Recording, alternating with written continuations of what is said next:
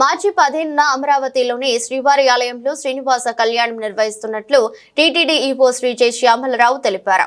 శ్రీనివాస కళ్యాణం సందర్భంగా ఆయన అమరావతి స్థానిక అధికారులతో సమన్వయ సమావేశం నిర్వహించారు.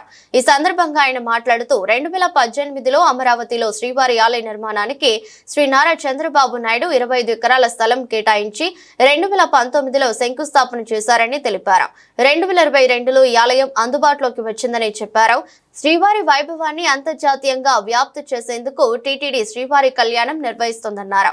ఈ క్రమంలో అమరావతి భక్తులు పెద్ద ఎత్తున శ్రీవారి కళ్యాణాలు నిర్వహించాలని కోరడంతో పెద్ద ఎత్తున ఏర్పాట్లు చేశామన్నారు. మార్చి 15న టీటీడీ నిర్వహిస్తున్న శ్రీవారి కళ్యాణానికి రాష్ట్ర ముఖ్యమంత్రి నారా చంద్రబాబు నాయుడు హాజరవుతారని తెలిపారు.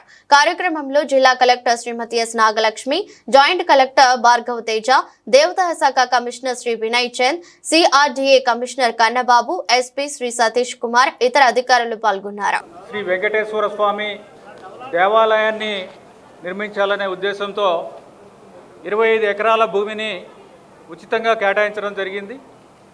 దాని తర్వాత 2019లో ముఖ్యమంత్రి శ్రీ చంద్రబాబు నాయుడు గారు ఈ ఆలయానికి శంకుస్థాపన చేయడం కూడా జరిగింది. ఆ తర్వాత 2019 ఫిబ్రవరి 10న నిర్మాణ కార్యక్రమాలని ప్రారంభించడం జరిగింది. 2022 జూన్ 9వ తేదీన టీటీడీ ఆలయాన్ని సంపూర్ణం చేసి అందుబాటులోకి తీసుకురావడం జరిగింది.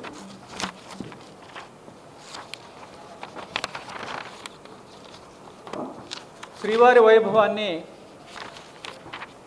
దేశం నలుమూలల్లో అంతర్జాతీయంగా కూడా వ్యాప్తి చేసేందుకు, అలాగే లోక కళ్యాణార్థం కళ్యాణోత్సవాల్ని నిర్వహిస్తూ ఉంటాము. ఇక్కడ కూడా ప్రజలు పెద్ద ఎత్తున శ్రీవారి కళ్యాణం చేయాలని వాళ్ళు అడగడంతో విస్తృతంగా ఏర్పాట్లు చేసి ఒక పెద్ద కార్యక్రమంలో శ్రీవారి కళ్యాణం నిర్వహించాలని నిర్ణయించడం జరిగింది.